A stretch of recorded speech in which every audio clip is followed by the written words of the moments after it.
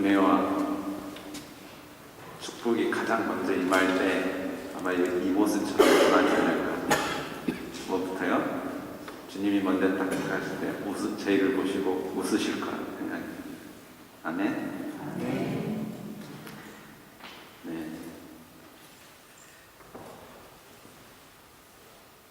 오늘 말씀이 배경이 되는 곳은 네게브 사막에 대한 이야기입니다.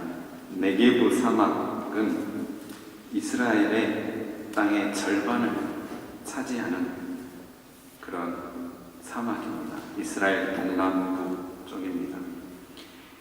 이스라엘 초대 총리 다윗 벤 구리온이라는 이 사람이 남쪽 네게브로 가라. 그곳에 진리가 있다. 이스라엘의 미래는 사막에 있다. 이렇게 이야기를 했었습니다. 이 네게브라는 이곳에 오늘 마지막에 나온 브엘세바까지 이 네게브라는 이 사막, 하나님께서 비를 주시면 100배의 수확을 하는 그런 곳이고, 비를 안 주시면 아무것도 수확할 수 없습니다. 그러니까 누구만을 의지해야 할 수밖에 없어요? 여호와만을 의지할 수밖에 없는 곳입니다. 그래서 이곳에서 결실을 맺는다고 하는 것은 어마어마한 하나님의 축복이요 선물이라 말씀드릴 수 있겠습니다. 오늘 말씀에 등장하는 이 이삭도 30배도 아닌 60배도 아닌 100배의 이 결실을 얻었다는 말씀이 나옵니다. 어떻게 그가 100배, 이 네게브 사막에서 결실을 얻었을까요?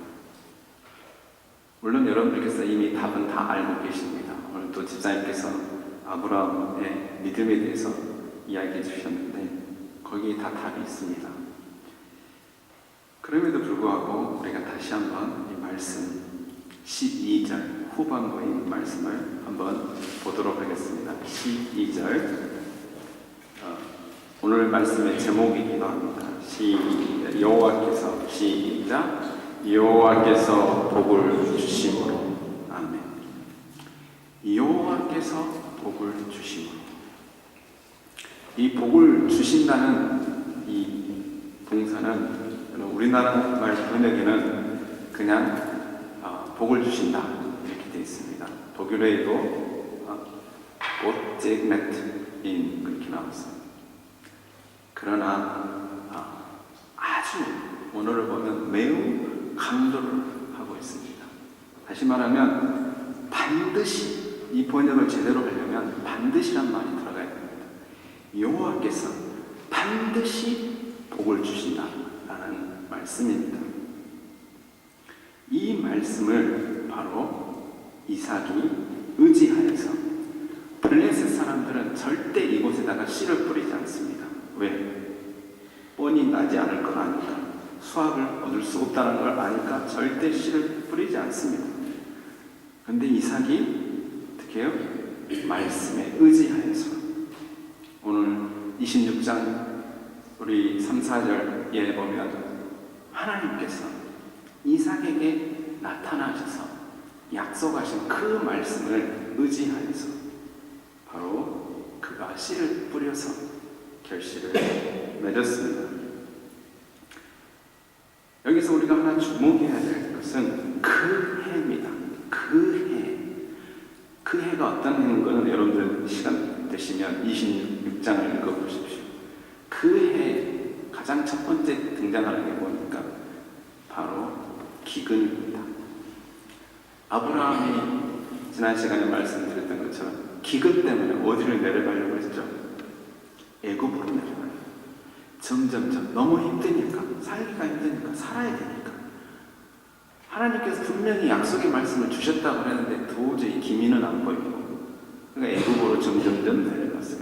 신앙이 점점점 약속의 땅과 멀어지는.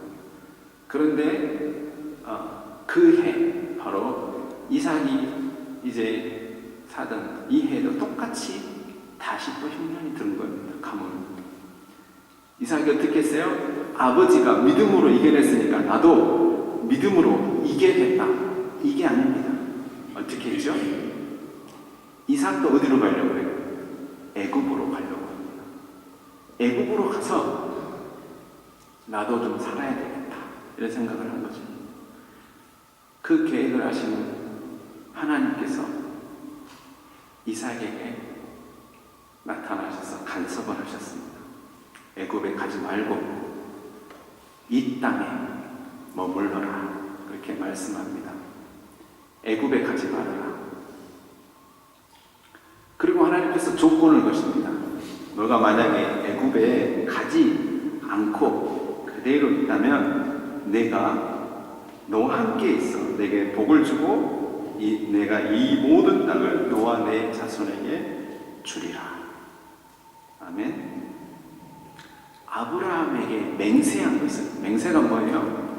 반드시 누가 주겠다라고 약속을 했어요. 아브라함이 잘나서 주겠다고 하는 것이 아니라 하나님, 내 이름을 걸고 내가 약속한 것은 지키겠다. 아브라함에게 맹세한 것을 바로 너에게 이 복을 지키겠다. 그러니 애굽으로 가지 말아라. 이렇게 얘기를 했습니다.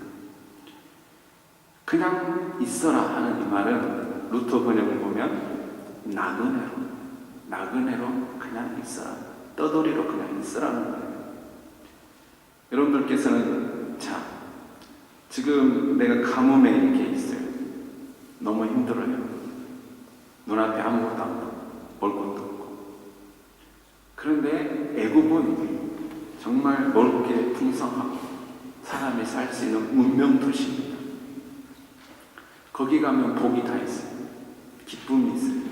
자, 여러분 어디를 선택하실 것 같아요? 감사하게도 이삭은 애굽을 택하지 않고 바로 이 블레셋 땅 모세, 이 그라리 이곳까지 머물게 됩니다. 장막을 치게 됩니다. 여러분들 약속의 말씀을 딱 붙잡았더니 갑자기 효과가 막 나타나서 하나님의 능력이 막 나타나고 그러지 않습니다. 제가 봤을 때는 이삭은 아브라함보다 더 마음이 여렸던 것 같아요. 두려움을 더 많이 갖는 사람인 것 같아요. 부전자전이라고 이 이삭은 이제 이 기근에 대한 두려움보다 어떤 두려움이 앞섰냐면 바로 아내가 너무 예쁘니까 아름다운 아내의 아름다움 때문에 자기가 생명이 이티하겠구나 라는 두려움을 또 갖게 되었습니다. 누가 했던 실수죠? 네. 아버지가 했던 실수를 그대로 이삭이 하고 있습니다. 바로 이러한 실수 뒤에 나오는 장면이 뭐냐면 하나님께서 100배의 복을 주셨다라는 거예요. 이삭이 한 게 뭐가 있습니까? 물론 땅을 떠나지는 않았지만 그가 온전한 그런 믿음의 삶을 살지를 못했습니다. 두려워하고 불안해했습니다. 오늘날 많은 그리스도인들이 하나님의 약속을 믿는다, 하나님을 믿는다 하면서도 쉽게 그 말씀에 의지하여서 살지를 못합니다. 나타나는 현상은 똑같습니다. 걱정입니다. 불안합니다. 그래서 기도하면서 걱정합니다. 기도하면서 한숨을 쉽니다. 제가 잘 아는 분이 비행기를 처음으로 타고 독일에 오셨습니다. 연로하십니다. 한 번도 비행기를 타보지를 않았습니다. 그래서 그분이 처음 비행기를 타고 이제 공항에 나오셔서 제가 마중을 나갔습니다. 그래서 어떻게 처음 여행인데 괜찮으셨냐고 했더니 다리가 너무 아프시다고 합니다. 왜 이렇게 다리가 아프세요? 그랬더니 비행기에서 안 떨어지려고 다리에 힘을 꽉 주고 왔다는 겁니다.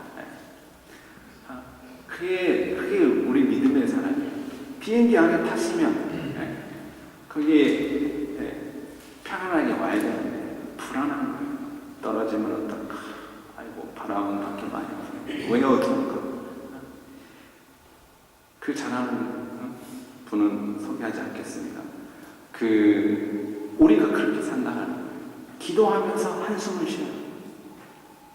저희 어머님은 저를 하나님께 맡겼다 그래놓고 계속 전화하시면 걱정하십니다. 그래서 제가 그래요. 어머님 언제나 하나님 앞에 맡기셨다면서 또 가져가시고 기도할 때는 주시고 다시 기도 끝나면 찾아오시고 그게 뭐 맡기는 겁니까? 제가 그런 우스갯 이야기를 했어요. 하나님은 이런 이삭을 믿음을 키워주기 위해서 바로 이 100배의 열매를 경험을 하게 합니다. 하나님께서 살아계심을 정말 하나님께서 허투루 말하시는 분이 아는구나 라는 것을 이삭이 깨달았습니다. 믿음이 업그레이드 된 거죠. 성장한 것입니다. 그러면 이제 성령 충만하면 항상 찾아오는 게 있어요. 뭐가 찾아오죠? 또 다른 방해꾼이 있어요. 시련이 찾아옵니다. 누굽니까? 시기하는 사람. 오늘 말씀에 보니까 블레셋 사람들이 이삭이 이렇게 잘 되는 게 보니까 배가 아파요. 너무너무 배가 아파. 그래서 했던 일이 뭡니까? 아브라함 때에 해놨던 그 우물들을 다 흙으로 메어버립니다. 다시 말하면 뭐 하는 거예요? 죽으라고 하는 일입니다. 이 사막에서 흙으로 다 우물을 메어버리면 그건 죽으라고 하는 일입니다. 그렇게 미워하면, 질투하면 이러한 현상이 일어납니다. 그래서 이러한 위기에 처했을 때 어떻게 대해야 합니까? 이 이삭은 아버지가 봤던 우물이 한 군데만 있는 게 아니에요. 여러 군데 있으니까 다시 그곳을 가서 흙을 파내서 이제 우물을 만들었습니다. 거기에 보니까 뭐가 일어나냐면 생수가 나옵니다. 이스라엘의 우물이라면 보통 물을 저장하는 곳입니다. 그런데 뭐냐면 우물이 나왔다는 그 안에서 뭐가 나오는 거예요? 레벤디게스파사, 그러니까 살아있는 생수가 나왔다는 거예요. 영적인 의미로 보면 바로 생수의 말씀, 우리 주님을 가리키는 말씀이기도 합니다. 이 살아있는 이 말씀, 아브라함을 통해서 나왔던 이 우물이 이제 이삭에게도 전해지고 있는 것입니다.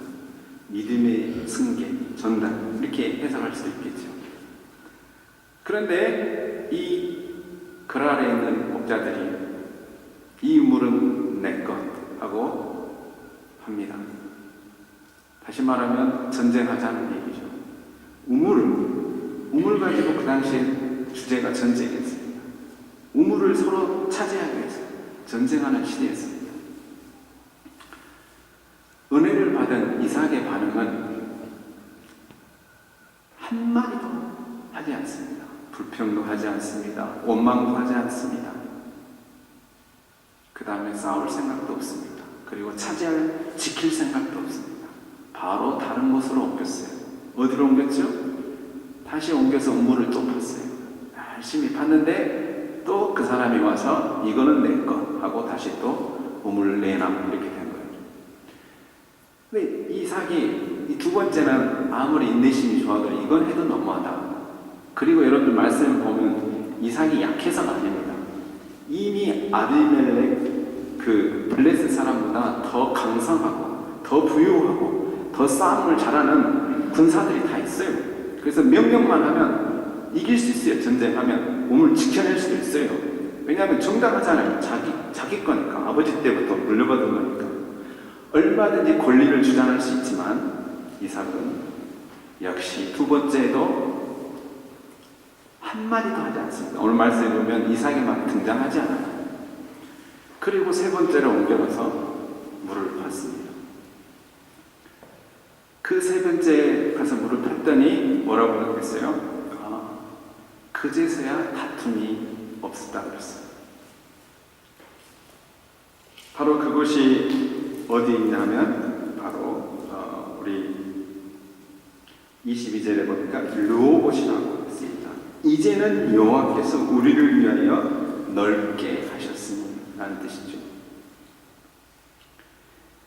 이러한 다툼이 끊어지자 어떻게 돼요? 평화가 찾아오자 믿지 않는 이 블레셋 사람들이 이삭에게 나옵니다. 화친을 친하자 하면서 그가 하는 얘기가 있어요. 뭐라고 합니까?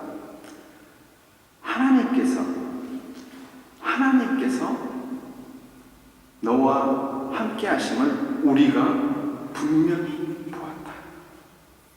하나님께서 너와 함께 하심을 우리가 분명히 보았다라는 것입니다. 저는 이 말씀을 통해서 이삭이 보여준 이 모습이 어떤 누구의 모습입니까? 이삭은 아브라함이 번제로 바치라고 했을 때 장성한 나이임에도 불구하고 아무 저항하지 않고 순수하게 그가 아버지가 하는 대로 순종했습니다. 오늘 그 모습이 그대로 나타납니다. 누구의 모습입니까? 우리 주님의 모습입니다. 우리 주님께서 십자가에 끌려가실 때 아무 얘기하지 않으셨습니다. 조롱하는 사람들의 그 말에, 그 고통에, 비난에 아무 대꾸하지 않으셨어요. 주님께서 하신 말씀은 무엇입니까? 바로 여호와입니다. 여호와. 아버지여 내 영혼을 부탁하나이다. 그분이 열었을 때 바로 하나님이라는 거죠. 어떤 상황에서도, 어떤 어려움에서도, 어떤 문제에서, 사람, 환경 문제에서 우리 주님께서 보여주신 그 모습은 바로 아버지를 가리키고 있습니다. 이삭이 그런 모습입니다.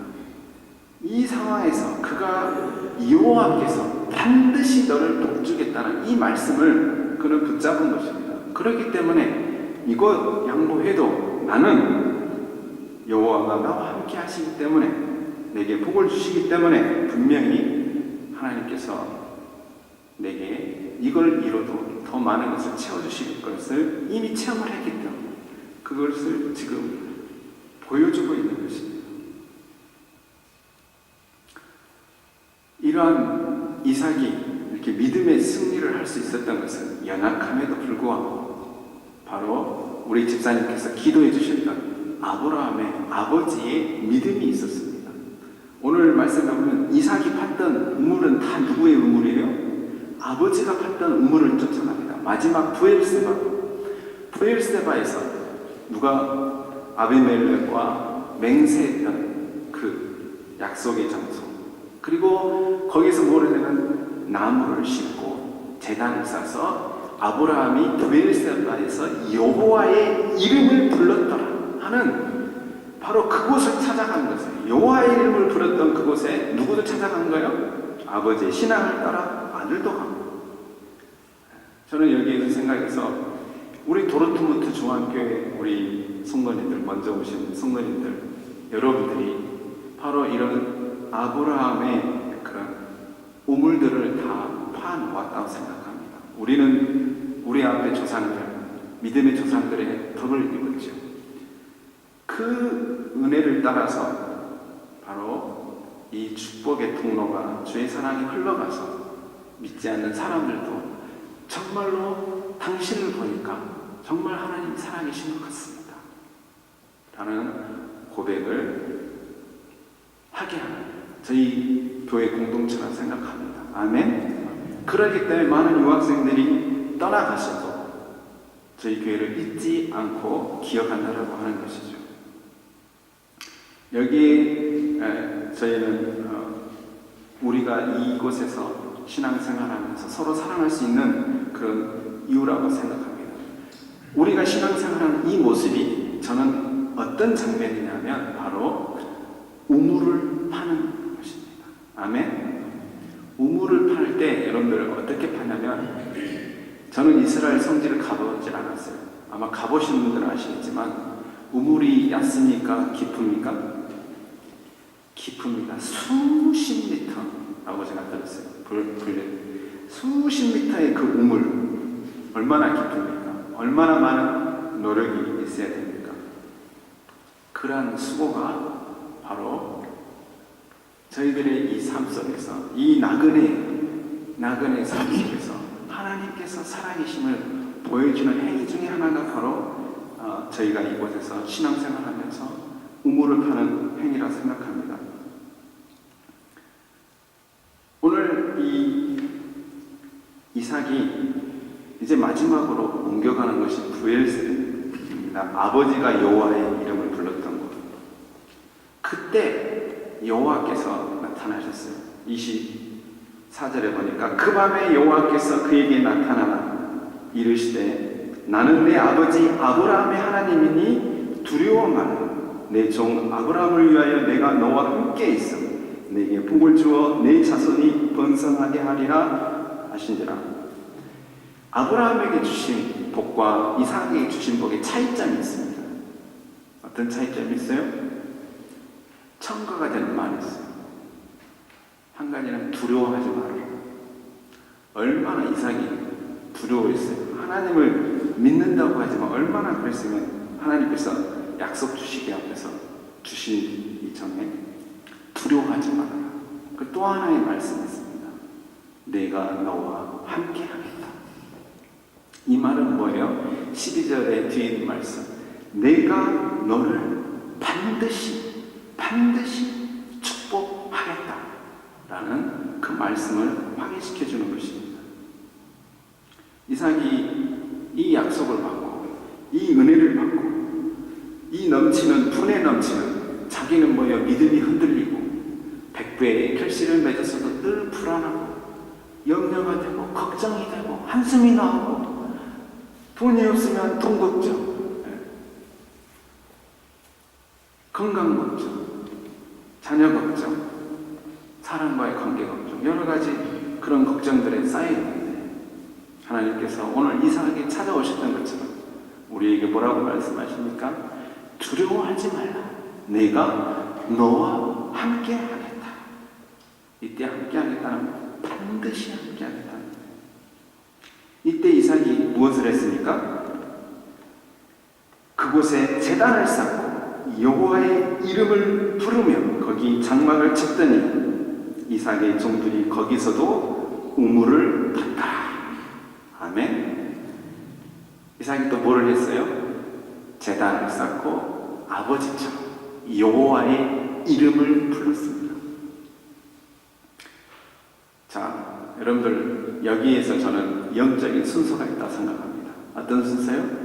뭐가 문제예요? 우물을 파는 게 문제예요? 여호와의 이름을 부르는 게 문제예요? 약속의 말씀에 의지하고 그 은혜에 감격하 있어 하나님께 예배하는, 그리고 나서 우물을 팠어요. 오늘날 많은 신자들이 순서가 바뀝니다. 말은 하나님의 약속, 하나님 믿는다고 하지만 눈 뜨자마자 뭐를 봐요? 핸디를 보면서 오늘의 세상 돌아가는 이야기가 가장 먼저 궁금하고, 드라마의 주인공이 죽었나 살았나, 살아야 될 텐데 이게 걱정되고, 그리고 나서 뭘 해요? 시간 나면 이제 말씀 한번 봐야지. 이래 순서가 바뀌어요. 순서가. 현대 제가 그렇다라는 겁니다, 여러분. 제가 목사가 회개했습니다. 그래서 저는 딱 일어나면 제일 먼저 제 입에서 터지는 이야기가 아버지 고맙습니다. 제게 또 하루를 주셨네요. 감사합니다. 그렇습니다. 그리고 제가 참 무릎 꿇고 기도하는 걸 잘 못하는데 꼭 무릎을 꿇려고 합니다. 그리고 핸디를 보거나 합니다. 사랑하는 성도 여러분들, 우리에게 이러한 먼저 하나님을 이름을 부르는 우리의 삶 속에서 여러분들 직장 생활에서 사업하든지 무엇을 하든지 먼저 하나님께 지혜를 구하십시오. 먼저 하나님께 도움을 달라고 기도하십시오. 나의 삶을 통해서 정말 하나님께서 함께 하심을 보여주십시오. 내 사업을 통해서, 내 학업을 통해서 하나님께서 함께 하심을 당신이 반드시 함께 하겠다는 그것을 한번 보여주십시오 하고 하나님하고 딜을 좀 하시기 바랍니다.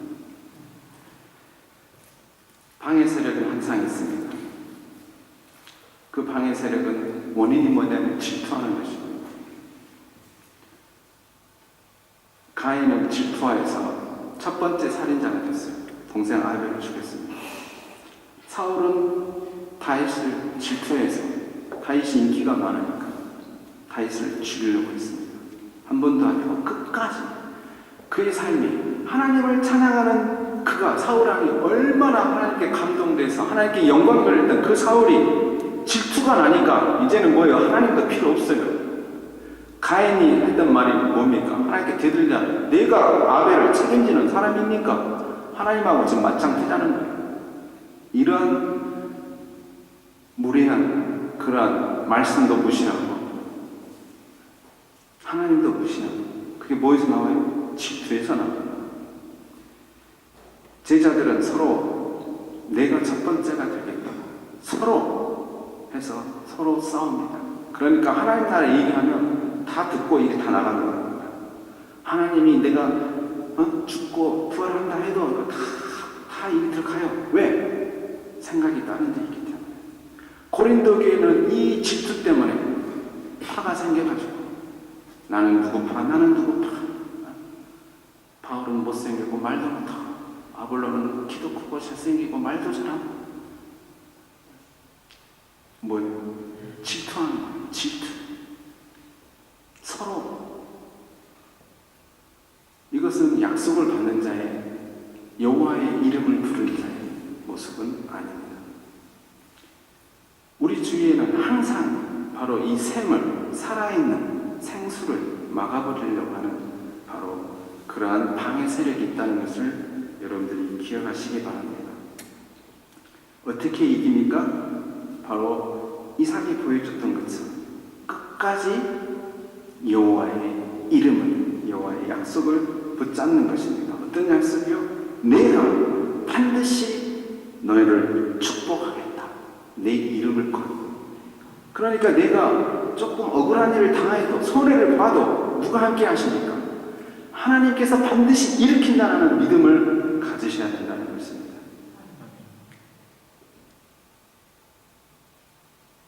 오늘 말씀 내가 반드시 너를에다가 이건 이삭의 얘기만 아니고 나의 얘기고 나를 향한 말씀이라는 것을 꼭 기억하시기를 축원합니다.